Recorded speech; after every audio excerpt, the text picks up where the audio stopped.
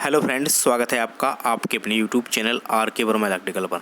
तो फ्रेंड्स, आज की वीडियो बहुत ही इंपॉर्टेंट रहने वाली है आप उन सभी बच्चों के लिए जिन्होंने 17 अप्रैल 2021 का ये पेपर दिया है। यूपीएमआरसी यानी लखनऊ मेट्रो का जो पेपर हुआ है आज ही के दिन, उसका पूरा एनालिसिस करेंगे, यानी किस प्रकार के क्वेश्चन आए हैं।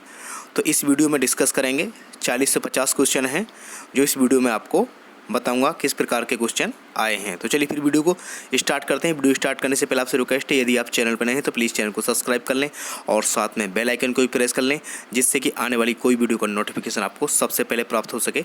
और आप हमारे टेलीग्राम ग्रुप को भी ज्वाइन कर लें, जिसका लिंक आपको नीचे वीडियो के डिस्क्रिप्शन में मिल जाएगा। तो चलिए फिर फ्रेंड, वीडियो को स्टार्ट करते हैं और देखते हैं स्टेप बाय स्टेप किस प्रकार के क्वेश्चन आए हैं, क्या क्या लेवल रहा है।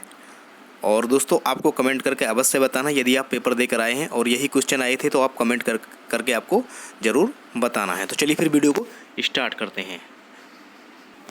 तो दोस्तों, यदि आपसे रिक्वेस्ट है, यदि आप पेपर देकर आए हैं तो आपने इन क्वेश्चनों को वहाँ पर देखा है तो आपको कमेंट करके अवश्य बताना है। तो सबसे पहले बात करेंगे, ये आपको सिंबल दिया गया था, यानी पेपर में आपको इस प्रकार का सिंबल दिया गया था।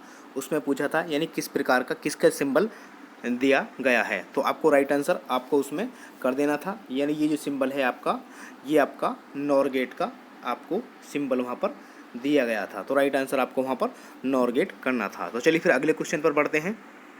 ये एक आपको सत्य सारणी दी गई थी वहाँ पर, यानी यहाँ पर आप देख पा रहे होंगे।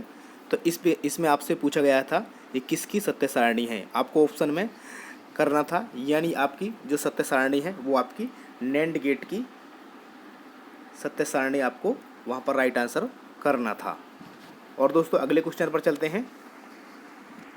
ये दोस्तों एक और आपको वहाँ पर सिंबल दिया गया था और आपसे पूछा गया था यानी किसका ये आपको सिंबल दिया गया है। तो राइट आंसर आपको यहाँ पर देखना था। ये आपको वहाँ पर सिंबल पेपर में दिया गया था और आपसे पूछा गया था किसका सिंबल दिया गया है। तो आपको वहाँ पर UJT आपको ऑप्शन में करना था। जिन बच्चों ने UJT किया है तो उनका बिल्कुल सही उत्तर है। तो राइट आंसर आपको वहाँ पर UJT करना था। आगे चलते हैं दोस्तों। एक ये भी क्वेश्चन था दोस्तों वहाँ पर कि आपकी जो क्रेन जो मशीन होती है उसमें किस प्रकार की मोटर को प्रयोग में लाया जाता है। तो आप सभी जानते हैं क्रेन हाई स्टार्टिंग टॉर्क के लिए उसमें आपको DC सीरीज मोटर का आपको वहाँ पर ऑप्शन आपको चूज़ करना था। तो राइट आंसर आपको DC सीरीज लगाना था। चलिए अगले फिर क्वेश्चन को देखते हैं। एक ये भी क्वेश्चन आपको देखने को मिला होगा, यानी हेनरी किसका मात्रक है। तो राइट आंसर आपको इंडक्टेंस का मात्रक जो हेनरी होता है, तो राइट आंसर आपको इंडक्टेंस आपको वहाँ पर करना था। आगे चलते हैं दोस्तों, तीसरे नंबर की बात करते हैं। प्रतिरोध का उल्टा क्या होता है, यानी प्रतिरोध का उल्टा जो होता है वो आपको कंडक्टेंस यानी चालकता, राइट आंसर आपको वहाँ पर चालकता करना था। तो दोस्तों, आप देख रहे होंगे बहुत ही अच्छे क्वेश्चन आए हैं, बहुत ही सिंपल क्वेश्चन आपकी बार पूछे गए हैं। तो इस प्रकार मेरिट भी आपकी हाई रहने वाली है। आगे चलते हैं। यहाँ पर आपको दिया गया था पावर फैक्टर का विपरीत क्या होता है। तो पावर फैक्टर का जो आपका विपरीत होता है वो आपका क्यू फैक्टर, राइट आंसर आपको वहाँ पर करना था। आगे चलते हैं दोस्तों, पाँचवें क्वेश्चन की ओर बढ़ते हैं। यहाँ पर आपको दिया गया था जो फ्रॉम फैक्टर होता है वो आपका किसका अनुपात होता है। तो आपका RMS वैल्यू बटे एवरेज वैल्यू का जो अनुपात होता है वो आपका फ्रॉम फैक्टर होता है। तो राइट आंसर आपको इस प्रकार करना था। छठे क्वेश्चन की बात करें, साइन वेव के लिए पीक फैक्टर का मान कितना होता है। तो दोस्तों, ऑप्शन में आपको 1.414 राइट आंसर वहाँ पर आपको करना था। आगे चलते हैं, सातवें क्वेश्चन की बात करते हैं।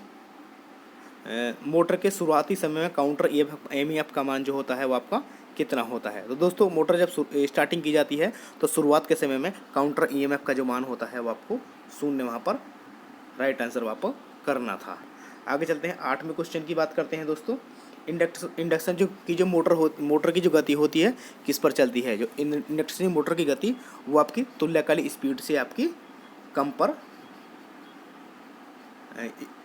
चलती है। तो राइट आंसर आपको तुल्यकालिक से कम पर आपको करना था। नौवें क्वेश्चन की बात करते हैं, यांत्रिक ऊर्जा को विद्युत ऊर्जा में कौन परिवर्तित करता है। तो दोस्तों, आप सभी जानते हैं कि यांत्रिक ऊर्जा को विद्युत ऊर्जा में परिवर्तन करता है वो आपका DC जनरेटर आपको राइट आंसर करना था। बहुत ही सिंपल क्वेश्चन अब की बार पूछे गए हैं पिछले पेपर की अपेक्षा, यानी पिछली जो परीक्षा 2018 में हुई थी और उसकी अपेक्षा बहुत ही क्वेश्चन आपको ईजी अब की बार देखने को मिले हैं। आगे 10वें क्वेश्चन की बात करते हैं। 1 सेकंड में लगाए गए चक्करों की संख्या को आपका कहते हैं, यानी 1 सेकंड में जितने चक्कर लग जाते हैं उसको 1 सेकंड में लगाए गए चक्करों की संख्या को आपका फ्रीक्वेंसी कहते हैं। तो राइट आंसर आपको वहाँ पर फ्रीक्वेंसी करना था। आगे चलते हैं दोस्तों, 11वें क्वेश्चन की बात करते हैं। जो आवर्ती का जो विपरीत होता है वो क्या होता है? तो दोस्तों हम सभी जानते हैं फ्रीक्वेंसी का जो विपरीत होता है 1/आवर्तकाल, यानी आपको फ्रीक्वेंसी जो होती है वो आवर्तकाल के विपरीत होती है। तो राइट आंसर आपको इस प्रकार से चूज़ करना था। आगे चलते हैं दोस्तों, 12वें क्वेश्चन की बात करते हैं। स्विच बोर्ड की फर्श से ऊंचाई कितनी होती है? तो दोस्तों राइट आंसर आपको 1.5 मीटर वहाँ पर आपको राइट आंसर करना था। आगे चलते हैं दोस्तों, 13वें क्वेश्चन की बात करते हैं। डिस्ट्रीब्यूशन ट्रांसफार्मर आपका होता है। तो दोस्तों वहाँ पर कई ऑप्शन थे, तो आपको ऑप्शन में 11/0.4 kV राइट आंसर आपको करना था, क्योंकि डिस्ट्रीब्यूशन ट्रांसफार्मर जो होता है वो हमारा प्राइमरी जो वाइंडिंग होती है उसकी 11 kV की होती है और सेकेंडरी वाइंडिंग जो होती है वो आपकी 400 वोल्टेज के आसपास होती है। तो इस वहाँ पर आपको 0.4 kV दिया गया, तो राइट आंसर आपको इस प्रकार करना था। आगे चलते हैं दोस्तों, 14वें क्वेश्चन की बात करते हैं। इंसुलेशन प्रतिरोध को मापा जाता है। तो इंसुलेशन प्रतिरोध को आपको मेगा ओम में मापा जाता है। तो राइट आंसर आपको इस प्रकार करना था। आगे चलते हैं, 15वें क्वेश्चन की बात करते हैं दोस्तों। निम्न में से कौन सी अर्थिंग का प्रयोग नहीं किया जाता है? तो दोस्तों ऑप्शन में आपने देखा होंगे पाइप अर्थिंग, रॉड अर्थिंग और आपकी प्लेट अर्थिंग, और एक आपकी चौथी जो ऑप्शन था आपको आपका वहाँ पर था रस्सी द्वारा इलेक्ट्रोड को लटकाने वाली विधि। तो राइट आंसर आपको चौथा ऑप्शन ही करना था, यानी रस्सी के द्वारा ऐसी कोई विधि नहीं है जिसका रस्सी का प्रयोग किया जाता है अर्थिंग के लिए। तो राइट आंसर आपको उस प्रकार से करना था। आगे चलते हैं, डीसी मोटर की जो गति होती है इस प्रकार का क्वेश्चन था, यानी विरोधी विद्युत वाहक बल एन जो होती है आपकी ईबी के आपकी समानुपाती होती है और आपके फ्लक्स के व्युत्क्रमानुपाती होती है। तो राइट आंसर आपको करना था, यानी विरोधी विद्युत वाहक बल के समानुपाती होती है और फ्लक्स के उल्टा होती है। तो राइट आंसर आपको चूज़ करके करना था। आगे चलते हैं दोस्तों, 16वें क्वेश्चन की बात करते हैं। पी टाइप अर्धचालक में कौन से वर्ग की अशुद्धि मिलाई जाती है?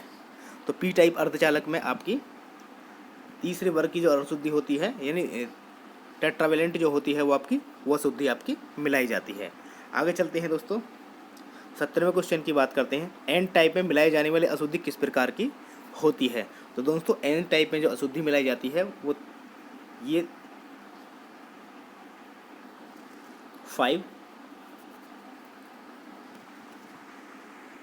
5 संयोगी अशुद्धि मिलाई जाती है और वो जो होती है वो आपकी एक्सेप्टर प्रकार की होती है। तो राइट आंसर आपको करना था। आगे चलते हैं दोस्तों, 18वें क्वेश्चन की बात करते हैं। अर्धचालक में अशुद्धि मिलाने पर किस में वृद्धि होती है? तो दोस्तों हम सभी जानते हैं कि अर्धचालक में यदि कोई अशुद्धि मिलाई जाती है तो उसकी चालकता में वृद्धि होती है। तो राइट आंसर आपको वहाँ पर चालकता कर देना था। आगे चलते हैं, 19वें क्वेश्चन की बात करते हैं दोस्तों। डीसी जनरेटर के आर्मेचर में उत्पन्न विद्युत वाहक बल की दिशा किस प्रकार की जाती है? तो दोस्तों वहाँ पर आपको फ्लेमिंग के दाएं हाथ का नियम राइट आंसर आपको कर देना था। एक दूसरा ऑप्शन लेंज का भी था, तो लेंज का जो नियम होता है वो आपका इंड्यूस ईएमएफ की दिशा ज्ञात करने के लिए किया जाता है, लेकिन इसमें आर्मेचर में उत्पन्न विद्युत वाहक बल कहा गया था, तो आपको फैराडे के दाएं हाथ के नियम का प्रयोग वहाँ पर करना था। आगे चलते हैं, 20वें क्वेश्चन की बात करते हैं। डीसी मोटर के आर्मेचर में उत्पन्न बलाघूर्ण का मान शाफ्ट बलाघूर्ण के मान से अधिक होता है, यानी किस कारण अधिक होता है? क्योंकि जो आपकी यांत्रिक मैकेनिकल जो लॉस हो जाते हैं उस प्रकार जो आपका शाफ्ट का जो बलाघूर्ण का मान कम होता है, इसलिए राइट आंसर आपको वहाँ पर कर देना था, यानी मैकेनिकल लॉस के कारण उसका मान कम हो जाता है शाफ्ट के बलाघूर्ण का मान। आगे चलते हैं, 21वें क्वेश्चन की बात करते हैं। ऊर्जा मापी किस प्रकार का उपकरण है? तो दोस्तों ऊर्जा मापी आपका समाकलन प्रारूपी यंत्र होता है। तो राइट आंसर आपको कर देना था समाकलन प्रारूपी। 22वां क्वेश्चन था वाट मीटर किस टाइप का उपकरण है। तो दोस्तों वाट मीटर आपका इंडिकेटिंग प्रकार का उपकरण होता है। तो राइट आंसर आपको कर देना था। 23वें क्वेश्चन की बात करते हैं। 3 फेस में जो कलर कोडिंग होती है वो किस प्रकार होती है, यानी आर, रेड, येलो और आपको ब्लू, इस प्रकार से आपको कर देना था। बहुत ही इजी क्वेश्चन अब की बार पूछे गए हैं, लगभग सभी बच्चों ने सही किए होंगे।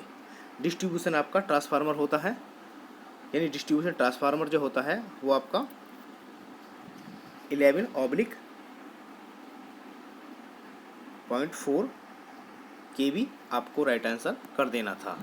आगे चलते हैं दोस्तों। ये क्वेश्चन, इसमें कुछ डाउट मुझे लग रहा है दोस्तों। यहाँ पर आपको दिया गया था, यानी आई मैक्सिमम का मान दिया गया था 10 एम्पेयर और आपसे फ्रॉम फैक्टर का मान पूछा था। तो दोस्तों फ्रॉम फैक्टर का मान इस प्रकार निकालेंगे तो 1.11 के आसपास आना था, लेकिन ऑप्शन में कोई भी ऑप्शन ऐसा नहीं था। तो दोस्तों यदि आपने ये किया है तो आपको इस क्वेश्चन में ऑब्जेक्शन लगा देना है और आपको इसका नंबर अवश्य मिल जाएगा। 26वें क्वेश्चन की बात करते हैं।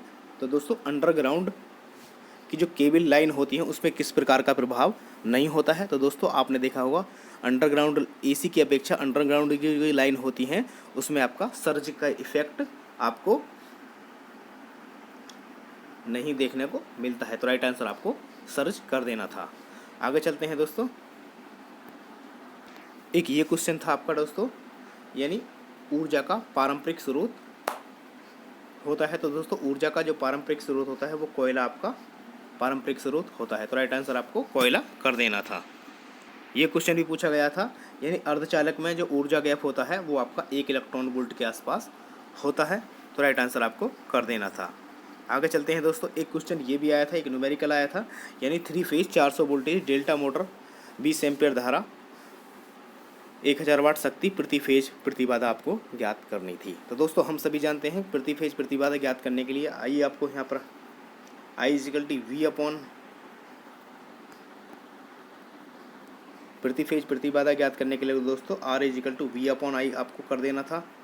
यानी V का मान आपको, क्योंकि वोल्टेज बराबर होती है और करंट आपकी 20 एम्पेयर दी गई थी, तो करंट उसकी 3 गुना होती है, तो 3 गुना आपको √3 गुना वहाँ पर पहुँच जाता। तो राइट आंसर आपको इस प्रकार यहाँ पर आपको ये ऑप्शन 34.66 ओम कर देना था। तो दोस्तों और भी क्वेश्चन थे, तो उम्मीद करता हूँ वीडियो आपको अच्छी लगी होगी और क्वेश्चन भी आपको अच्छे से समझ आ गए होंगे। यदि आप पेपर देख आए हैं तो आप कमेंट करके अवश्य लिखना कि क्वेश्चन पेपर में यही क्वेश्चन पूछे गए थे या नहीं पूछे गए थे। तो दोस्तों उम्मीद करता हूँ वीडियो आपको अच्छी लगी होगी, तो प्लीज़ वीडियो को ज़्यादा से ज़्यादा लाइक और शेयर करें। चैनल पर नहीं तो प्लीज़ चैनल को सब्सक्राइब कर लें, क्योंकि मैं ज़्यादातर ऐसी वीडियो लाता रहता हूँ। तो thank you for watching this video. See you next time.